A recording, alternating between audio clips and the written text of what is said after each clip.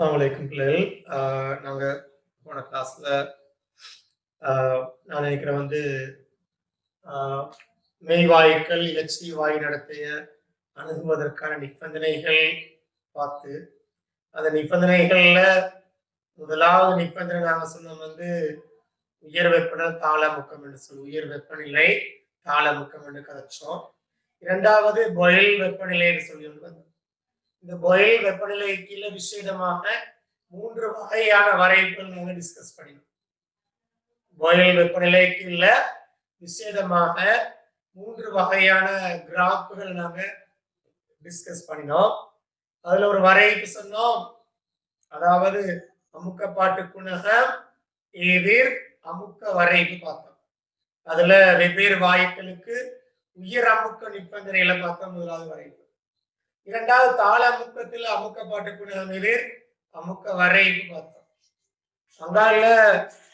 அங்கால மூணாவது சரி பிள்ளை, நாங்க இன்றைக்கு வருவோம் தலைப்பை விட மெய் வாயுக்களுக்கான வந்தர்வாலின் சமன்பாடு சொல்லி மெய் வாயுக்களுக்கான வந்தர்வாலின் சமன்பாடு. ஓகே, இன்ஷா அல்லாஹ். இந்த மெய் வாயுக்களுக்கான வந்தர்வாலின் சமன்பாடு என்றால் உங்களுக்கு தெரியும் இலட்சிய வாயு சமன்பாடு PV சமன் nRT என்று தெரியும்.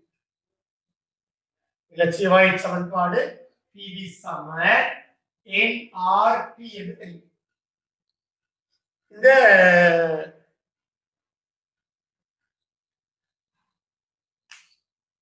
இந்த PV சமன் nRT உங்களுக்கு தெரியும் இந்த வாயு சமன்பாடு இலட்சிய வாயுக்களுக்கு மட்டும்தான் எல்லா வெப்ப அமுக்க நிபந்தனைகளை அப்ளை பண்ண முடியும்.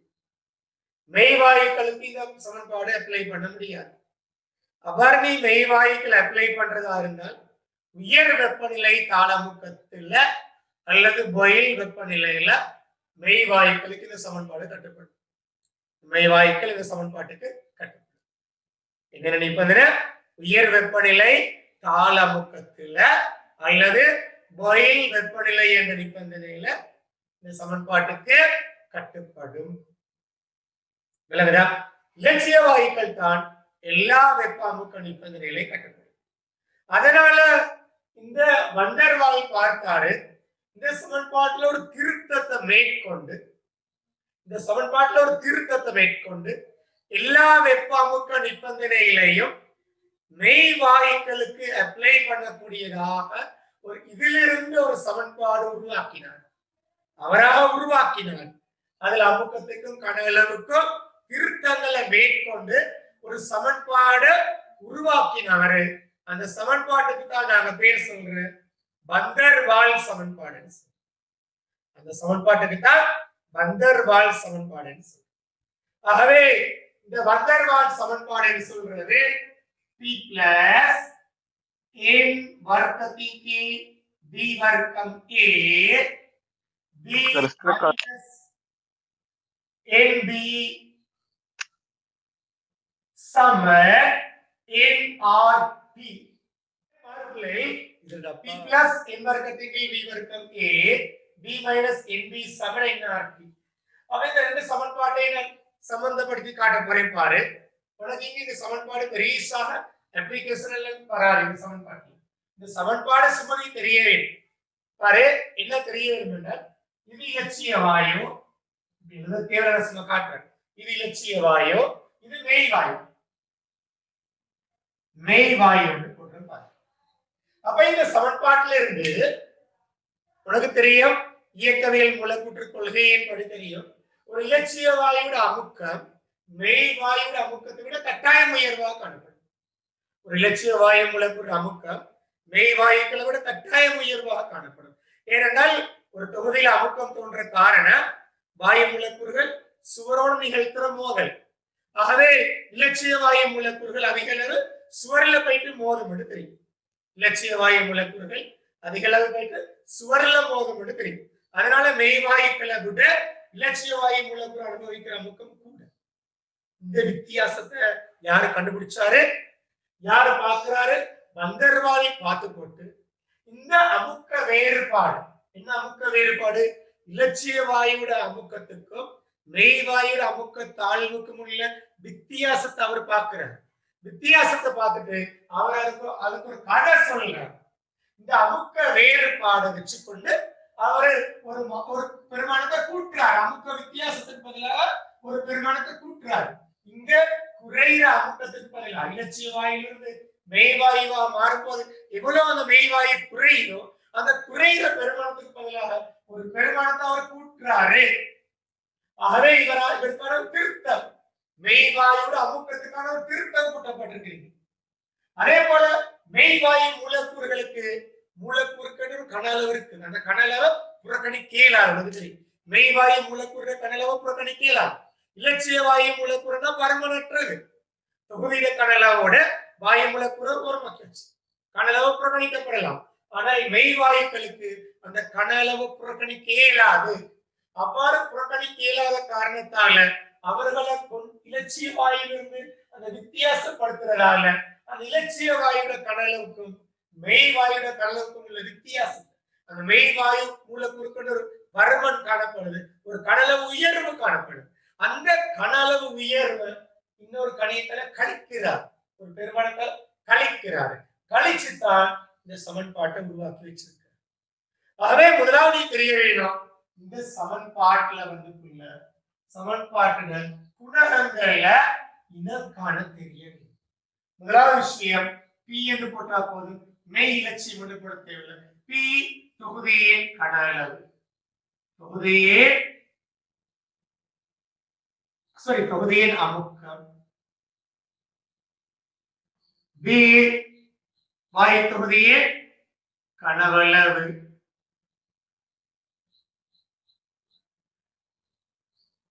ஏன் வாயு மூலக்கூறுகள் மூல எண்ணிக்கை.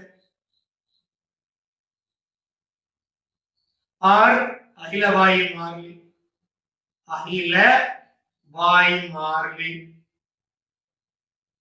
டி வெப்பநிலை கெல்வின்ல, வெப்பநிலை கெல்வின்ல சொல்லப்பட வேண்டும். இதுக்கு மேலதிகமாக ஏ கமா பி என்று ரெண்டு பேர் இருக்கிறாங்க. அடுத்து எல்லாமே உங்களுக்கு தெரிஞ்சவங்க. ஏ கமா பி நாங்க சொல்ற மாறிலிகள், அதுவும் விசேஷமாக வந்தர்வாலின் மாறிலிகள். யாருடைய மாறிலிகள்?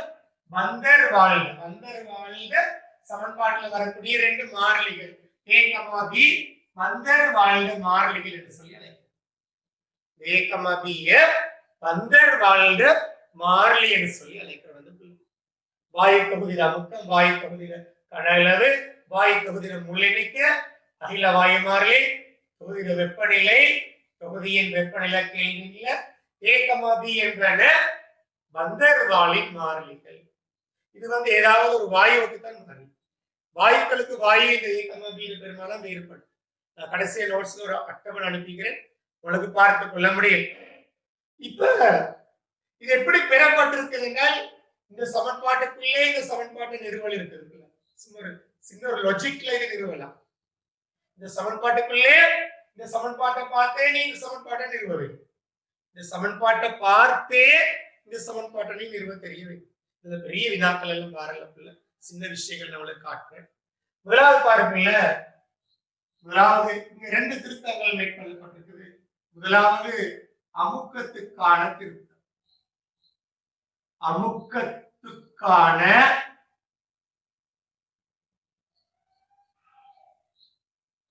திருத்தம். அமுக்கத்துக்கான திருத்தத்தை கரைக்கிற அப்படின்னு சொன்னால் நீ இதை பார்த்து போட்டு சொல்லணும்ல. இலட்சிய வாயுக்கள் அனுபவிக்கும் அமுக்கமானது மெய் வாயுக்கள் அனுபவிக்கும் அமுக்கத்திலும் சற்று உயர்வா. இலட்சிய வாயுக்கள் அனுபவிக்கும் அமுக்கமானது மெய் வாயுக்கள் அனுபவிக்கும் அமுக்கத்திலும் சற்று உயர்வா. இவ் அமுக்க தாழ்வானது, இவ் அமுக்க வேறுபாடானது. இவ் அமுக்க வேறுபாடு என்ன? பி இலட்சிய சய பி மெய். இவ் அமுக்க வேறுபாடானது வந்தர்வாலின் முடிவின் பிரகாரம் செறிவின் வர்க்கத்துக்கு விகித சமனாக காணப்பட்டது. இவ் அமுக்க தாழ்வானது, அமுக்க வேறுபாடானது வந்தர்வாலின் முடிவின் பிரகாரம் என்ன செறிவு செறிவின வர்க்கம் செறிவின் வர்க்கத்துக்கு நேர் விகித சமனாக காணப்பட்டது. ஆகவே பி இலட்சிய சய பி மெய் சமன் என் வர்க்கத்தின் கீழ் பி வர்க்கம் ஏ. ஆகவே பி இலட்சியம் சமன் பி மெய் சமன் என் வர்க்கத்தின் கீழ் பி வர்க்கம் ஏ. அவருடைய சமன்பாட்டிலே அவருக்கு விட எடுத்தாச்சு. ஒரு வசனம் சொல்லி போட்டு அவரது சமன்பாட்டாலே அவருக்கு விட எடுத்தாச்சு. அவராலே அவருக்கு விட எடுத்தாச்சு. மெய் இலட்சிய வாயுக்கள் அனுபவிக்கும் அமுக்கமானது மெய் வாயுக்கள் அனுபவிக்கும் அமுக்கத்திலும் சற்று உயர்வாகும். அமுக்க வேறுபாடானது வந்தர்வாலின் முடிவின் பிரகாரம் செறிவின் வர்க்கத்துக்கு விகித சமனாக காணப்பட்டது. ஆகவே பி இலட்சியம் சய பி மெய் நேர் விகித சமன் செறிவின் வர்க்கம். ஆகவே இதுக்கு தங்கிக்கு செறிவின் வர்க்கம் இங்க தான் இருக்கு. ஆகவே பி இலட்சியம் சய பி மெய் சமன் என் வர்க்கத்தின் பி வர்க்கம் ஏ. இங்க ஏ வந்து மாறிலி. யாருட மாறிலி? வந்தர்வாலின் மாறிலி. ஆகவே பி இலட்சியம் சமன் பி மெய் சக என் வர்க்கத்தின் பி வர்க்கம் ஏ என்று வரும். முதலாவது சமன்பாடு. இரண்டாவது கனளவுக்கான திருத்தம். கனவளவுக்கான திருத்தம். கனவளவுக்கான திருத்தம் வந்தால் இரண்டாவது. ஆகவே இந்த கனளவை பார்த்தால் நீ சொல்ல தெரிய வேண்டும். இலட்சிய வாயு மூலக்கூறை விட மெய் வாயு மூலக்கூறு கனளவு கூட, மெய்ப்பரப்பு கூட. மெய் வாயுக்களுக்கு மெய்ப்பரப்பு கூட. ஆகவே இலட்சிய வாயு மூலக்கூறிலும் மெய் வாயு மூலக்கூறுகளில் கனளவை கொண்டிருப்பதால் தொகுதியின் கனளவுடன் இவ்வாயு மூலக்கூறுகளின் கனளவு புறக்கணிக்கப்பட முடியாது. ஆகவே இந்த கனளவு வேறுபாடானது என்ன? பி மெய் சய பி இலட்சியம் என்ற கனளவு வேறுபாடானது வந்தர்வாலின் முடிவின் பிரகாரம் மூல எண்ணிக்கைக்கு விகித சமனாக காணப்பட்டது. மூல எண்ணிக்கைக்கு விகித சமனாக காணப்பட்டது. இங்க கனளவு கூட மெய்க்கு கூட, இங்க அமுக்கம் கூட இலட்சியம். ஆகவே வேறுபாடு இலட்சியம் சய மெய் என்று வரும். இங்க மெய் சய இலட்சியம் என்று வரும். ஏன்னா மெய்க்கு தான் கூட. ஆகவே பி மெய் சய பி இலட்சியம் சமன் என் பி. பி வந்து மாறிலி. ஆகவே பி இலட்சியம் சமன் பி மெய் சய என் பி. இப்ப பாரு 1,2 கொண்டு போயிட்டு பிவி சமன் என்ஆர்பி ல கொண்டு 1,2 கொண்டு போயிட்டு பிவி சமன் என்ஆர்பி ல போட்டால் என்ன சமன்பாடு வரணும் பாருங்க. பிக்கு பதிலாக பி பிளஸ் பி மெய் சம என் வர்க்கத்தின் கீழ் பி வர்க்கம் ஏ. அங்கால இலட்சிய விக்கு பதிலாக பி மெய் சய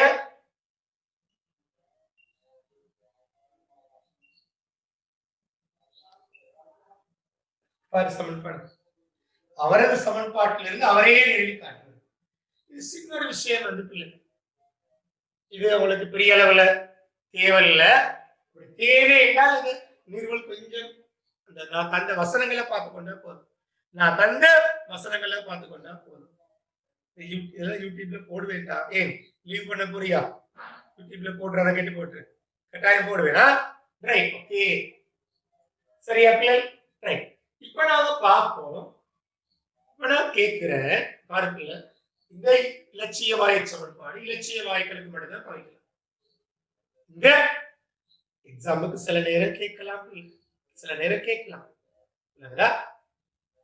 தவணை எக்ஸாம், ஃபைனல் எக்ஸாமுக்கு நிறைய கேட்டுக் கொண்டிருக்க மாட்டாங்க. தவணை எக்ஸாம்ல சில நேரம் கேட்கலாம். பார்க்கல இந்த பிவி சமன் என்ஆர்டி இலட்சிய வாயுக்களுக்கு மட்டும்தான் பாதிக்கலாம்.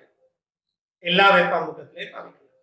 இதை மெய் வாயுக்களுக்கு பாதிக்கிறதால் உயர் வெப்பநிலை தாளமுக்கம் அல்லது பாயில் வெப்பநிலை தான் பாதிக்கலாம். ஆனா இந்த சமன்பாட்டில் உள்ள விசேஷம் என்னன்னா, இந்த சமன்பாடு முதலாவது விஷயம் இந்த சமன்பாடு மெய் வாயுக்களுக்கு பாதிக்கலாம், இலட்சிய வாயுக்களுக்கும் பாதிக்கலாம். இந்த சமன்பாட்டில் உள்ள விசேஷம் இல்லை. மெய் வாயுக்களுக்கும் அப்ளை பண்ணலாம், இலட்சிய வாயுக்களுக்கும் அப்ளை பண்ணலாம்.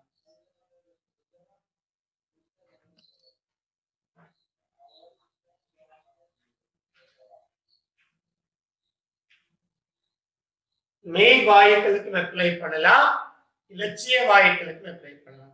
அதுதான் இந்த சமன்பாட்டில் உள்ள விசேஷம்.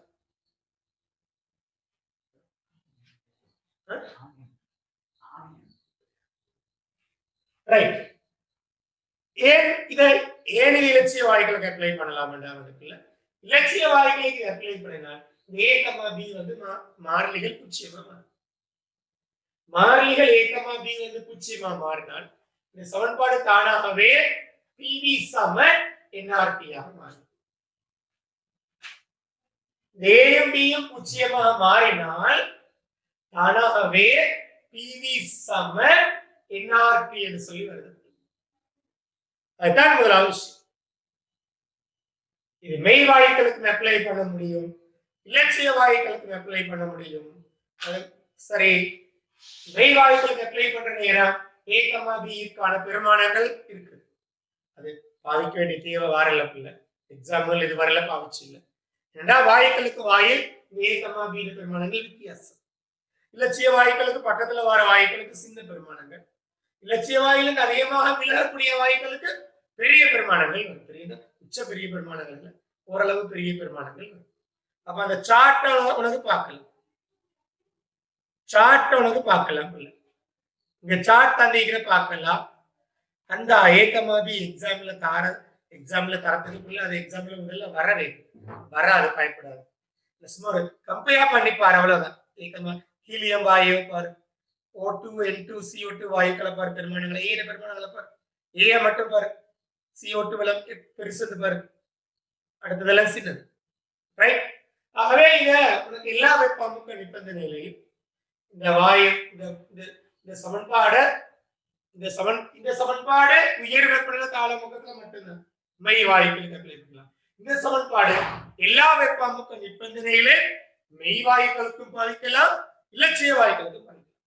இந்த சமன்பாடு எல்லா வெப்பமுக்க நிபந்தனையிலே மெய் வாயுக்களுக்கும் பாதிக்கலாம், இலட்சிய வாயுக்களுக்கும் பாதிக்கலாம். அதுதான் இதோட விசேஷம். ரைட்.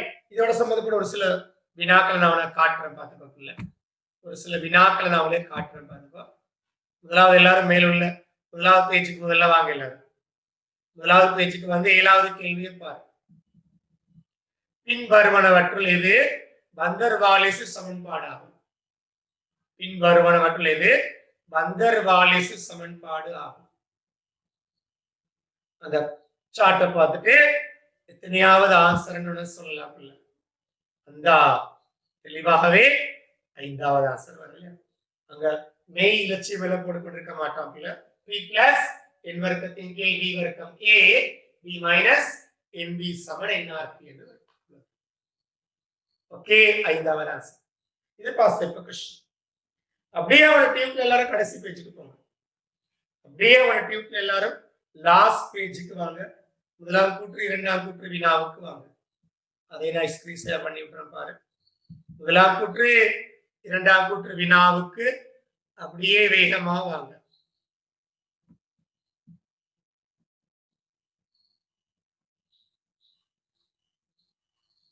அப்படி வந்தீங்க என்றால் 41வது கேள்வி பாரு. எல்லாரும் இலட்சிய நடத்தையுள்ள ஒரு வாயுவுக்கு பந்தர் வாலின் சமன்பாடை பிரயோகிக்க முடியாது.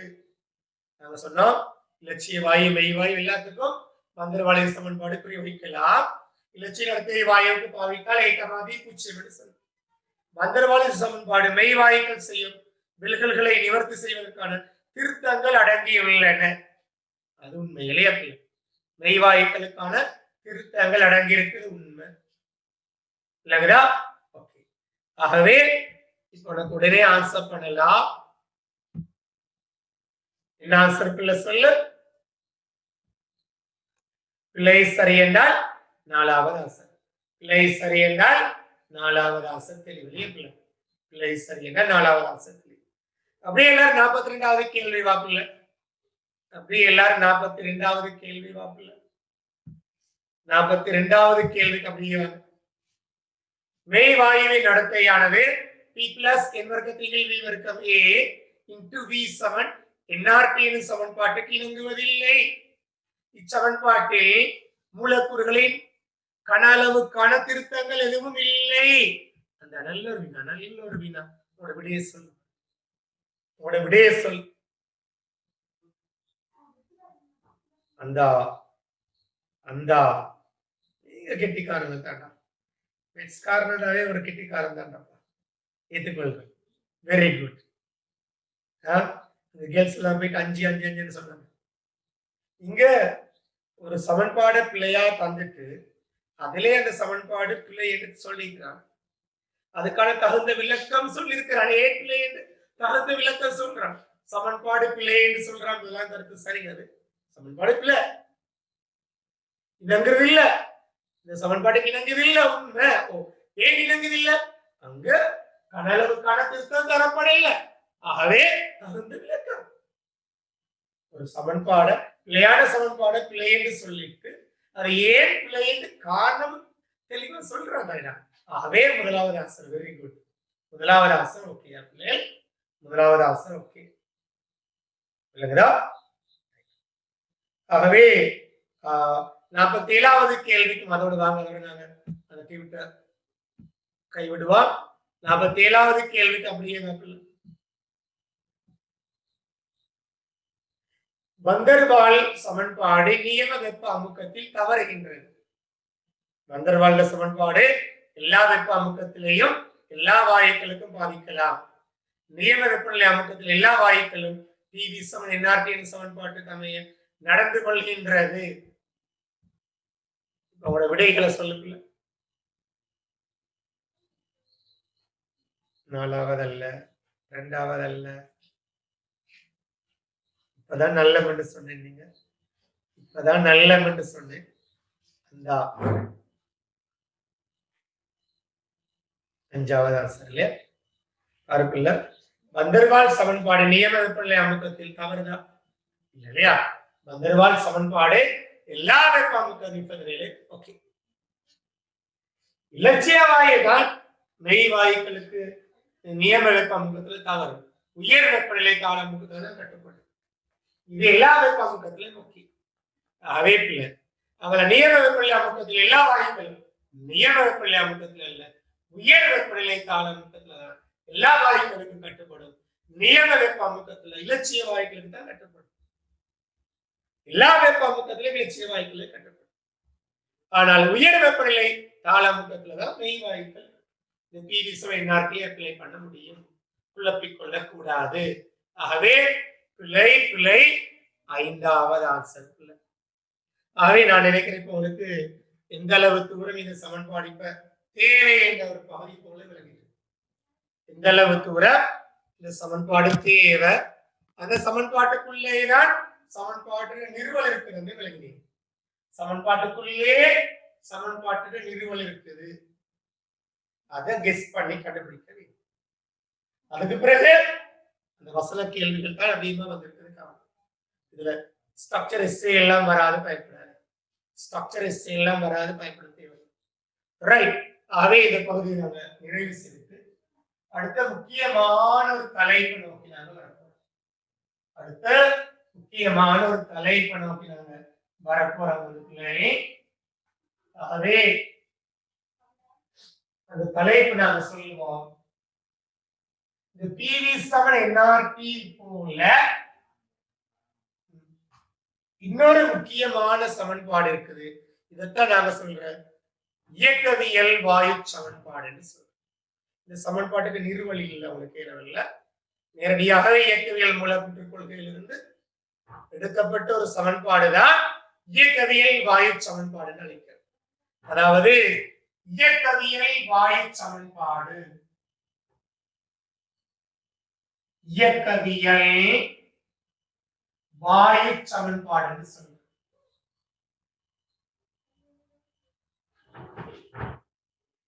இந்த இயக்கவியல் வாயு சமன்பாடு என்று சொல்றது வந்து பிள்ளை முதலாவது சமன்பாடு கட்டாயமே தெரிஞ்சிருக்கவே PV = 1/3 பா என்று சொல்லி தெரிஞ்சிருக்க வேண்டும். PD சமன் 1/3 MA C² பா.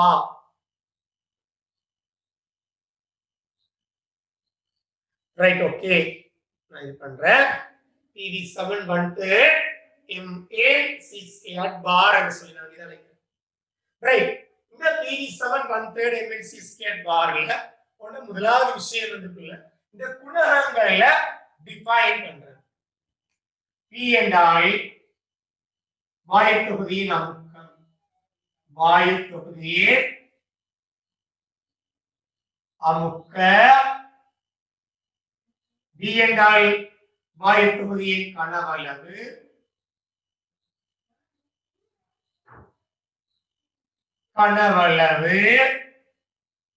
தொகுதியின் அமுக்கம் அல்லது தொகுதியின் கனவளவு சொல்லலாம்.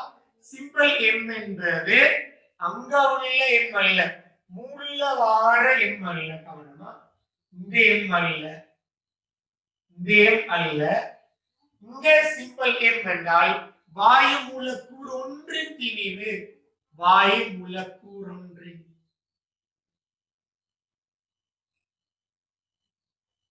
வாயு மூலக்கூறு ஒன்றின் திணிவு. ஒரு வாயு மூலக்கூறு திணிவு என்பது வாயு மூலக்கூறுகளின் எண்ணிக்கை, வாயு மூலக்கூறுகளின் எண்ணிக்கை என்று சொல்றது. வாயு மூலக்கூறுகளின் எண்ணிக்கை. அப்ப யாராவது சொல்லுவாங்க எண் என்றால் சொல்லுவாங்க. சிம்பிள் எண் வந்து வாயு மூலக்கூறுகள், வாயு மூலக்கூறு ஒன்றிட திணிவு, எண் வந்து எண்ணிக்கை. ஒன்றிட திணிவா மொத்த எண்ணிக்கையால பிரிக்கிறேன். வாயு மூலக்கூறு ஒன்றின் திணிவை எண்ணிக்கையால பிரிக்கிற என்னடா வரும்? ஒரு வாயு மூலக்கூறு திணிவை எண்ணிக்கையால பிரிக்க. இங்க எண் என்பது வந்து மொத்த திணிவு. Very good.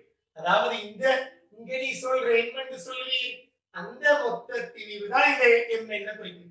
எண் அல்ல, என்ன குறிக்குது? கவனம், மொத்த திணிவு. இந்த எண்ணை அந்த எண்ணை வெட்டக்கூடாது. இந்த எண் அர்த்தம் மொத்த திணிவு, இந்த எண் அர்த்தம் வாயு மூலக்கூறு ஒன்றின் திணிவு.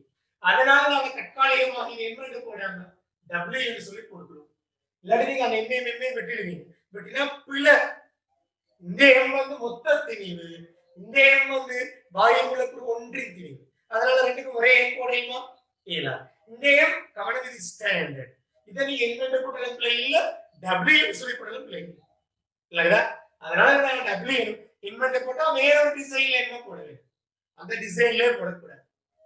ஏன்னா இந்த எண்ணை தான் இந்த சிம்பிள் எண்ணுக்கு சமம். ஆகவே W வச்சுக்கொள்ளுங்க. இந்த பாடத்துக்கு மட்டும் W வச்சு. ரைட். ஆகவே வாயு மூலக்கூறுகளின் மொத்த திணிவு, வாயு மூலக்கூறுகளின் மொத்த திணிவு, மொத்த திணிவு. ஆகவே வாயு தொகுதி அமுக்கம், தொகுதியின் கனஅளவு, வாயு மூலக்கூறு ஒன்றின் திணிவு, வாயு மூலக்கூறு எண்ணிக்கை. அதாவது என்ன? வாயு மூலக்கூறு மொத்த திணிவு குறிக்கும். இப்பதான் பிரச்சனைக்கு வரப்போறேன், இப்ப சொல்லு. இந்த C² பார் என்றால் கதிவர்க்க இடை, கதிவர்க்க இடை. இப்ப C பார் ஸ்கொயர்னு ஒன்று இருக்கு. கதி இடை வர்க்கம், கதி இடை வர்க்கம்.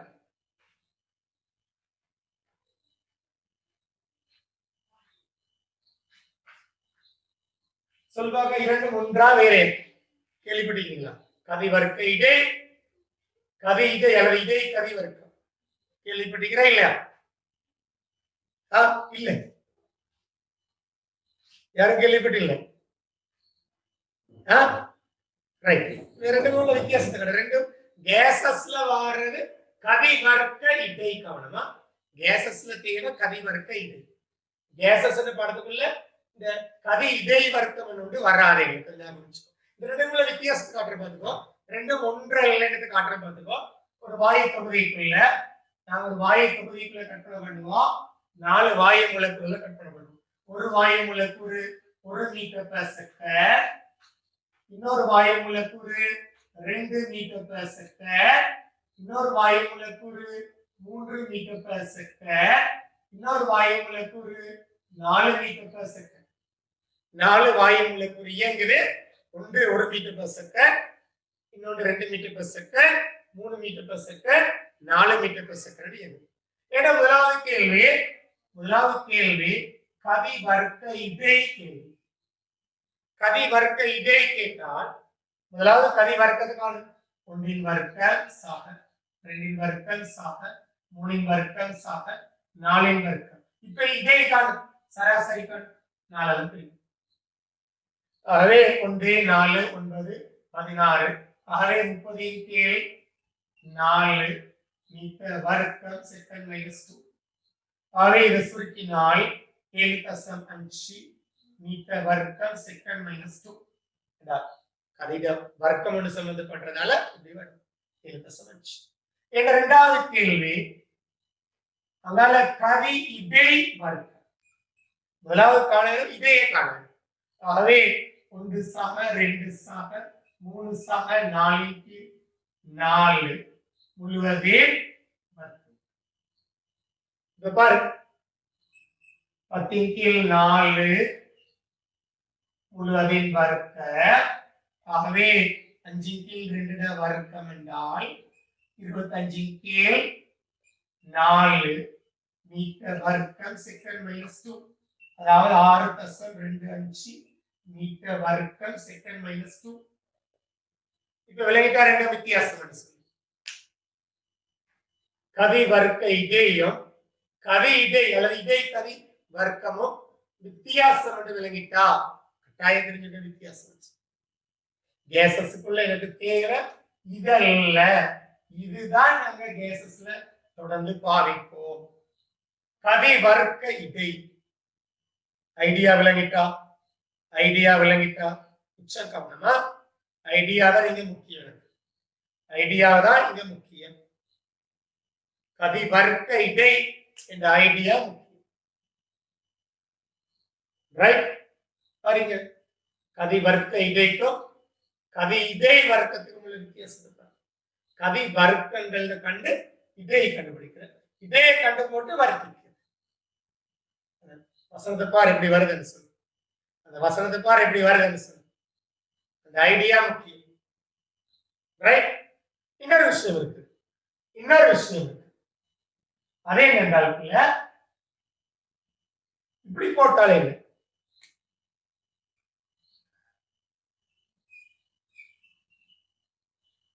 மூல கதி வர்க்க இடை என்ன பேர் இருக்கு? மூல கதி வர்க்க இடை.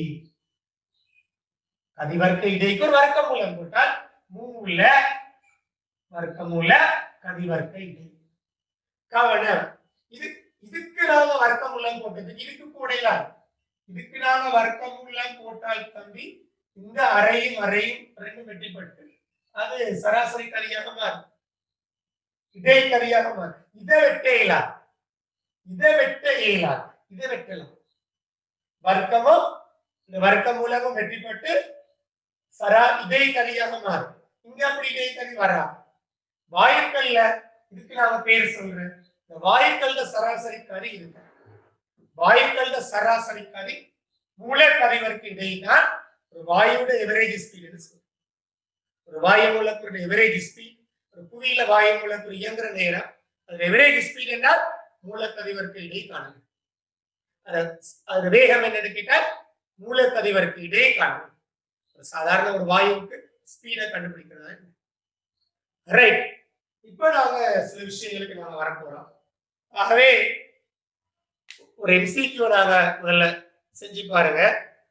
ஒரு எம்சிக்யூ முதல்ல செஞ்சு பாருங்க. இந்த குணகங்களை கண்டுபிடிக்கிற 13வது கேள்வி.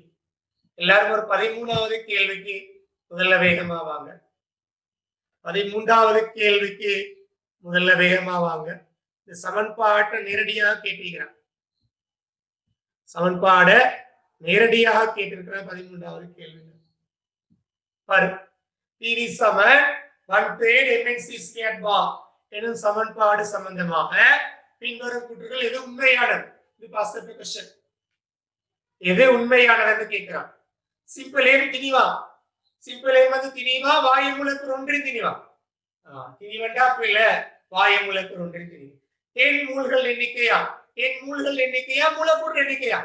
மூலக்கூறுகளின் எண்ணிக்கை. சி வந்து மூலக்கூறின் சராசரி வேகமா? சி வந்து மூலக்கூறின் சராசரி வேகமா? அவல சி ஸ்கொயர் பார் மூலக்கூறின் சராசரி வேகத்தின் வர்க்கமா? சராசரி வேகத்தின் வர்க்கமா? வேக வர்க்கத்துல சராசரி இல்லையா? சராசரி வேகத்தின் வர்க்கமா? ஆகவே உடனே விடைய சொல்லுங்க. என்ன விட? என்ன விட? அந்த தெளிவாகவே அஞ்சாவது ஆன்சர் தெளிவு. அஞ்சாவது ஆன்சர் தெளிவு. இல்லைங்களா? ஆகவே உனக்கு தேவை இந்த சமன்பாடு எங்கெங்க எவ்வாறு நாங்க அப்ளை பண்ண போறோம்.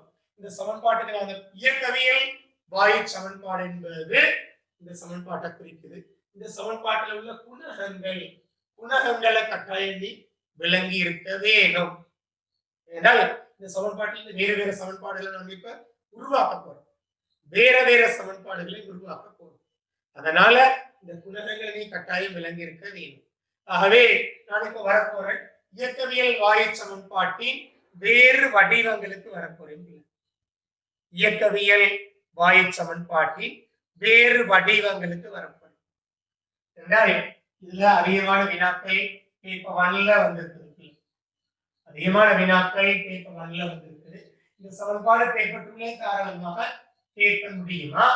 எப்ப சமன்பாடு வந்தாலும் முதல்ல இந்த குணகங்களை ஐடென்டிஃபை பண்ண சொல்லி கட்டாயம். ஆகவே இயக்கவியல் வாயு சமன்பாட்டின் வேறு வடிவங்கள். வேறு வடிவங்கள். இயக்கவியல் வாயு சமன்பாட்டின் வேறு வடிவங்களுக்கு நாங்க வரப்போம். அப்ப PV7 NRTக்கு நாங்க 3 வடிவம் பார்த்தோம். செறிவுக்கான தொடர்பு, அடர்த்திக்கான தொடர்பு, மூல பிரிவுக்கான தொடர்பு பார்த்தோம். 3 சமன்பாடு எடுக்கலாம்னு சொல்லி பார்த்தோம். அதே போல இயக்கவியல் வாயு சமன்பாட்டிலிருந்து வேறு விதமான 3 சமன்பாடு எடுக்கலாம். ஆகவே நாங்க வருவோம் இயக்கவியல் வாயு சமன்பாடு PV7 1/3 mnc squared bar வந்தால் முதலாவது விஷயம் நாங்க வருவோம் அடர்த்தி D-க்கான தொடர்பு. அடர்த்தி D-க்கான தொடர்பு கிட்டால் இந்த சமன்பாட்டுல பாருங்க PV7 1/3 mnc squared bar. அடர்த்தி என்றால் அடர்த்தி என்று சொன்னால் மொத்த திணிவின் கீழ் கனவளவு. மொத்த திணிவு என்றால் இங்க m மட்டுமல்ல mn.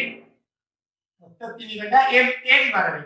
அப்ப 3 குறுக்கே பெருக்கு 3p சமன் mn இன் கீழ் v என்ற v கீழே கொண்டு வர m3 மேல கொண்டு வந்துட்டு v கீழே mn கீழே கொண்டு வர கொண்டு c ஸ்கொயர் பார் பரிஷ்காரம் தான் தெரியும்.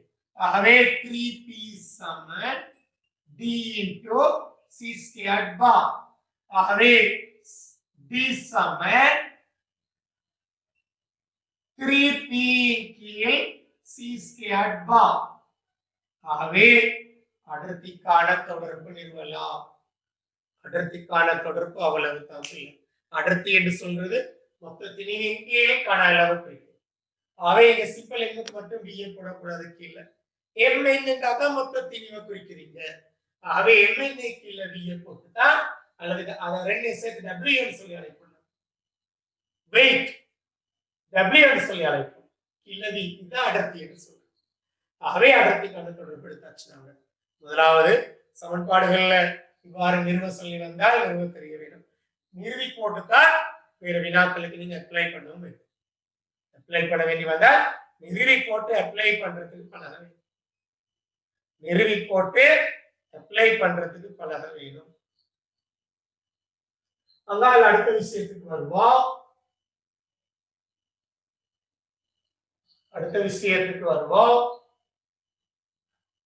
இரண்டாவது வருவோம். இரண்டாவது கதிவர்க்க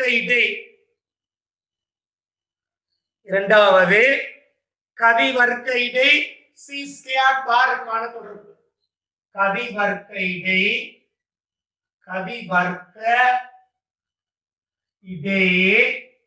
சி ஸ்கொயர் பாருக்கான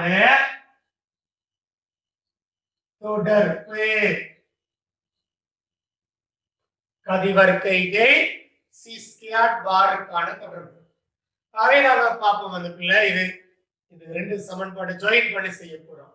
PV சமன் NR PV சமன் 1/3 mn c ஸ்கொயர் பாரையும் அங்கால PV சமன் NR P ஐயும் நாங்க முதல்ல ஜாயின் பண்ண போறோம். ரெண்டு பேருமே இலட்சிய வாயுக்களுக்கு பாவிக்கிற சமன்பாடு தான். இரண்டாவதுக்கு பேர் இலட்சிய வாயு சமன்பாடு. முதலாவது இயக்கவியல் வாயு சமன்பாடு. அப்ப இந்த பக்கம் உள்ள ரெண்டு பேருமே சமன். PV சமன் என்றால் இந்த ரெண்டு பக்கத்தை நாங்க இப்ப சமப்படுத்த போறோம். இந்த ரெண்டு பக்கத்தையும் சமப்படுத்த போறோம். ஆகவே சிம்பிள் NRP சமன் 1/3 mn c ஸ்கொயர் பார். ஆனால் நாம பார்த்திருக்கிறோம் n என்பது w கீழ் m என்று போடுவோம். w என்றால் மொத்தத்தையும் அவங்க சிம்பிள் m போட்டு வெட்டக்கூடாதா? கவனம். இங்கே போட்டிருந்தால் வேறொரு m போடுவேன். ரைட். ஆகவே நாங்க w கீழ் மூலத்தின் m போடுவோம். rp சமன் 1/3 mn c ஸ்கொயர் பார். இப்ப இந்த என்னையும் w வெட்டணும். mn w ஒரே ஆட்கானே. மொத்தத்தினியும் கமன். மூல வாரத்தினியும் இது மொத்தத்தினியும் உண்டுதான். வெட்டியாச்சு. வெட்டி போட்டு இப்ப c ஸ்கொயர் பார் இல்வாய் மாத்துங்க. மூணால பேருக்கு. ஆகவே c ஸ்கொயர் பார் சமன் 3rp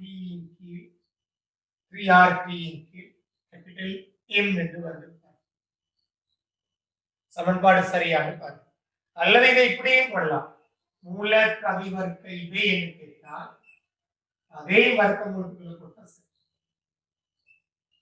ரெண்டு சமன்பாடும் அப்ளை பண்ண முடியும். இது அலகு கேட்டா மீட்டர் வர்க்கம் செகண்ட் -2 வரும். இதுக்கு அலகு மீட்டர் per செகண்ட் வரும்.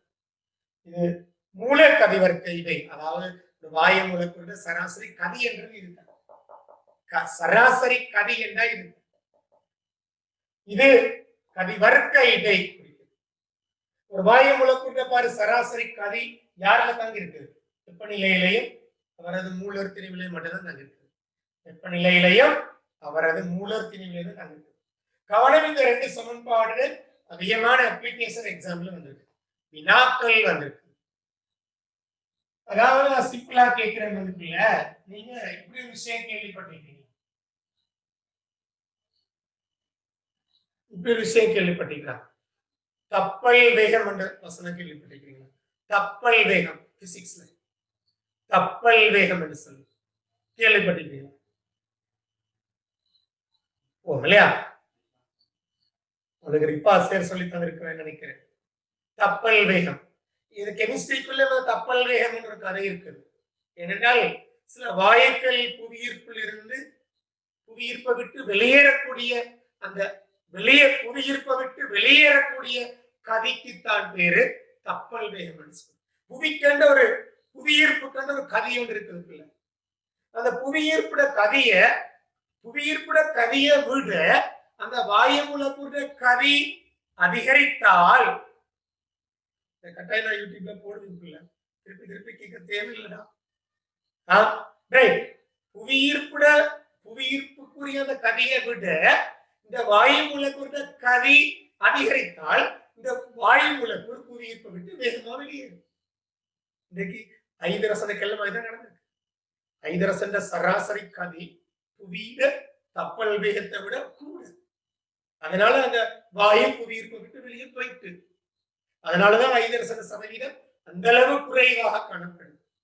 இப்ப நான் கேட்கிறேன், புவியிட கப்பல் வேகம், புவிக்கு கப்பல் வேக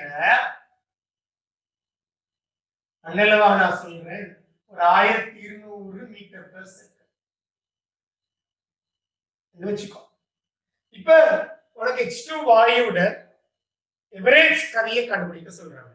ஒரு 32 பாகை சீல H2 வாயுவின் சராசரி கதியை கண்டுபிடிக்க சொல்றாங்க. அதாவது மூலக்கவி வர்க்க இடையே கண்டுபிடிக்க சொல்றாங்க. அப்ப நீ இதுக்கான சமன்பாடு பாவிக்க வேண்டும். அதுக்குள்ள பாரு, நீ செக் பண்ண போறாய் 32 பாகையில H2 வாயு புவிக்குள்ள இருக்குமா விட்டு வெளியேறுமான்னு செக் பண்ண போறேன். புவிக்குள்ள தொடர்ந்து நிக்குமா அல்லது வெளியே போவாரான்னு செக் பண்ண போறேன். அப்ப நீ இந்த சமன்பாடு பாவிக்க போறாய்க்குள்ள பாரு, வர்க்கமூலம் c² அட்வா சமர் 3 தர 8.314 newton metre mole minus 1 k minus 1. t வந்து 32 என்றால் 305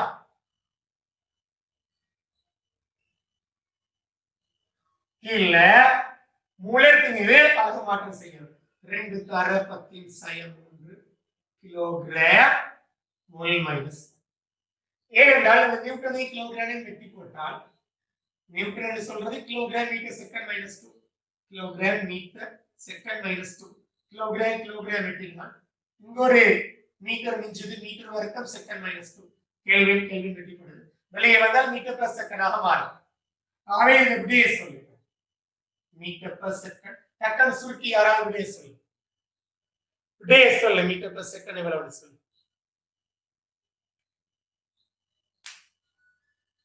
1950. Very good. பாரு 1950 அண்ணலவாக வரும்.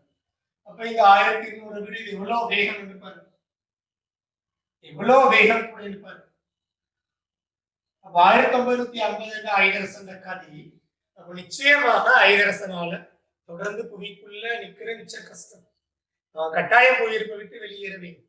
ஆகவே புவியின் கப்பல் வேகத்தை விட இந்த சராசரி கதி மீறுவதால இந்த வாயு மூலக்கூறுகள் புவியிருப்பை விட்டு வெளியே போவது, புவியிருப்பை விட்டு இந்த வாயு மூலக்கூறுகள் வெளியே போவதுன்னு அர்த்தம். ஆனால் அல்லாட குதிரத்தை சொல்லலாம். அல்லாட ஏற்பாடு பரப்புவியில் அதிகமாக காணப்படுறது N2 வாயு. N2 வழியில 78% காணப்படுதுன்னு தெரியும். 78% N2 காணப்பட்டும் அந்த N2 உறுதியான உண்மை பிணைப்பாக காணப்படுது. இந்த பிணைப்பு உடைத்திருந்தால் 950க்கு மேற்பட்ட கிலோ ஜூல் -1 சக்தி தீரும். அப்ப எப்படி அந்த சமநிலையை பேணி வச்சிருக்கிறான் இறைவன். உலகத்துல சமநிலையை எப்படி பேணி வச்சிருக்கிறான் பாரு. அந்த பொன் வந்து ஒரு N2 ஒரு சடத்துவ வாயு போல வச்சிருக்கிறான் உலகத்துல. அந்த அளவு சதவீதமா கற்பனை பண்ணி பாரு. இப்ப நீங்க திருப்பி கேட்க போறீங்க, கார்பன் சரி CO2 0.04% காணப்பட்டு 0.04% காணப்பட்டே இன்னைக்கு புவியின் நிலைமையை பாரு. குளோபல் வார்மிங் பாரு. ஆகவே இதுக்கெல்லாம் சயின்ஸால சில விஷயங்களுக்கு காரணங்கள் சொல்லல. அதுக்குள்ள ஒரு சில விஷயங்களை ப்ரூவ் பண்ண முடியும், சில விஷயங்களை சயின்ஸால அவங்களுக்கு ப்ரூவ் பண்ண முடியாது. ரைட். ஆகவே இவ்வாறான வினாக்கள் ஏதாவது வந்தால் அப்ளை பண்றது, அழகு மாற்றம் செய்வது, இவ்வாறான விஷயங்கள் கட்டாயம் உனக்கு தேவையில்லை, கட்டாயம் தேவை. ஆகவே நாங்க 3வது சமன்பாட்டுக்கு நாங்க வந்து அதை விட நாங்க நிப்பாட்ட போறோம். 3வது சமன்பாட்டுக்கு நாங்க வருவோம் அதுக்குள்ள. ஆகவே 3வது சமன்பாட்டை நான் கதைக்கிறேன். பிரதியிட்ட அழகு மாற்றங்கள் கட்டாயம் தெரிய வேண்டும். 3வது சமன்பாடு வாயு மூலக்கூறு ஒன்றின் சராசரி இயக்க சக்தியை கண்டுபிடிக்க போறோம். வாயு மூலக்கூறு ஒன்றின் இயக்க சக்திக்கான சமன்பாடு சராசரி இயக்க சக்தி. 3வது வாயு மூலக்கூறு ஒன்றின்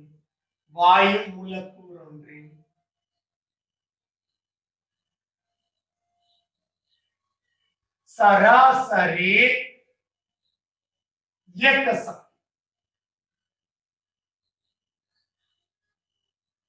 அதாவது நம்ம E bar என்று சொல்கிறோம், சராசரி இயக்க சக்தி. ஆகவே இதை நாங்க அப்ளை பண்ணுவோம். அதுக்குள்ள தெரியும் PV சமன் 1/3 mc² bar. ஒரு வாயு மூலக்கூறு என்பதால நான் இங்க ஒரு வேலை செய்ய போறேன். 2ஆல பெருக்கி மீண்டும் 2ஆல பிரிக்க போறேன். இந்த கோவையை உருவாக்கிக்கிறேன். 2 வெட்டினா மேல் உள்ளதான் கீழே வரும், 2 வெட்டிவிட்டால் மேல் உள்ளதான் கீழே வரும். ஏன் நான் இதை உருவாக்கினேன்னா இதுக்கு பதிலாக இயக்க சக்தி E போடலாம். வாயு மூலக்கூறு, ஒரு வாயு மூலக்கூறு இயக்க சக்தி E bar என்று சொல்லி போடலாம். ஆகவே PV சமன் 2/3 me bar. PV க்கு பதிலாக nRT போட்டால் 2/3 me bar. n க்கு பதிலாக n என்றால் n தர l. ஆகவே n என்பது n/l. ஆகவே n/l RT சமன் 2/3 me bar.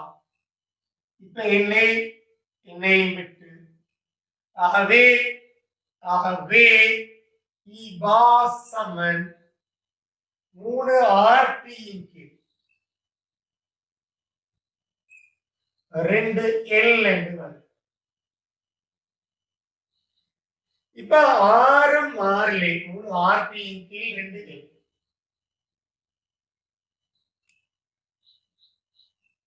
ஆறு மாறிலி எல்லும் மாறிலி. அதனால இங்க ஒரு புதிய மாறிலி போன்று KT என்று சொல்றோம். K என்றா யாருக்கு இல்ல? K என்பது 6/L. இது பேர் வந்து போல்ட்ஸ்மானின் மாறிலி. போல்ட்ஸ்மானின்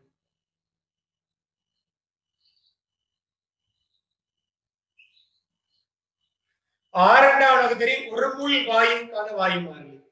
R என்பது ஒரு மூல் வாயுவுக்கான வாயு மாறிலி. ஆனா அந்த ஒரு மூல அவகாதரவால பிரிச்சால் ஒரு மூலக்கூறுக்கான வாயு மாறிலி. சிம்பிள் கேக் என்ன பேர்? ஒரு மூலக்கூறுக்கான வாயு மாறிலி. 6 எல்லால பிரிக்கிறதால R என்பது ஒரு மூல்ட வாயு மாறிலி. R பெருமானம் காணக்கொள்ள Rக்கு ஒரு மூல் போடுதான், Nக்கு ஒரு மூல் போடுவோம். R பெருமானம் காணக்கு ஒரு மூலுக்கான வாயு மாறிலி. அந்த ஒரு மூல அவகாதரவால பிரிச்சால் ஒரு மூலக்கூறுக்கான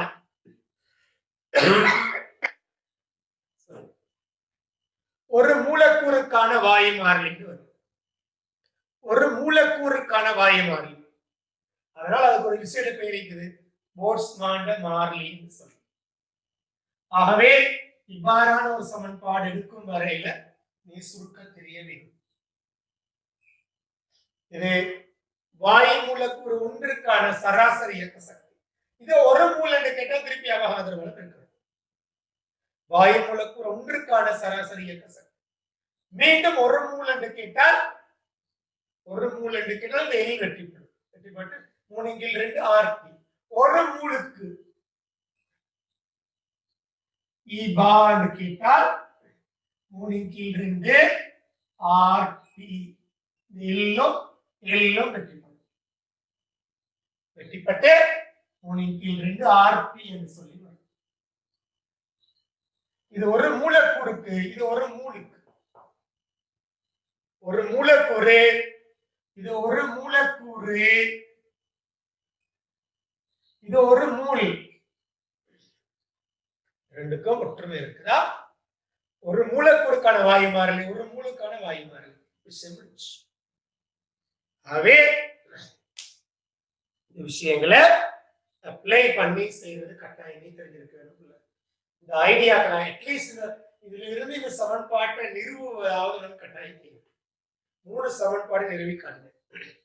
அடர்த்திக்கான தொடர்பு நான் காட்டினேன். அடர்த்தி மூல கதிவர்க்க இடை கதிவருக்கு இடையேக்கான தொடர்பு காட்டினேன். அதுலதான் தப்பல் வேகம் எல்லாம் நான் கதைச்சோம். அங்கால சராசரி இயக்க சக்திக்கான சமன்பாடு நிறுவி காட்டியாச்சு. இந்த 3 சமன்பாடு இயக்கவியல் வாயு சமன்பாட்டில இருந்து 3 விதமான வாயு சமன்பாடுகள் நிறுவி காட்டினோம். ஆகவே எங்களுக்கு மிஞ்சி இருப்பது இன்னும் ஒரு சின்ன ஒரு தியரிக்குள்ள, ஒரு கிளாஸுக்குள்ள தியரி தான் மிஞ்சி இருக்குது. ஒரு கிளாஸுக்கான தியரி தான் மிஞ்சி இருக்குது. ஆகவே அதுக்கு வந்துட்டோம் என்றால் இன்ஷால்லா வார கிளாஸோட தியரி எல்லாம் முடியுது இன்ஷால்லா. அங்கால இன்னும் ஒரு வகுப்புல எங்களுக்கு கொஞ்சம் கேள்வி செய்யறது மட்டும்தான் இருக்கு. சரியா?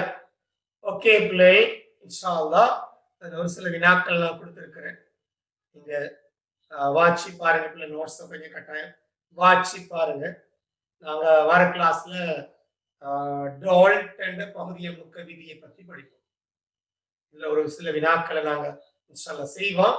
கடைசியா பாடமுடிய இந்த டியூட்டை நாங்க கம்ப்ளீட் பண்ணுவோம்னா கடைசியா பாடமுடிய டியூட்டை கம்ப்ளீட் பண்ணிட்டு போவோம்.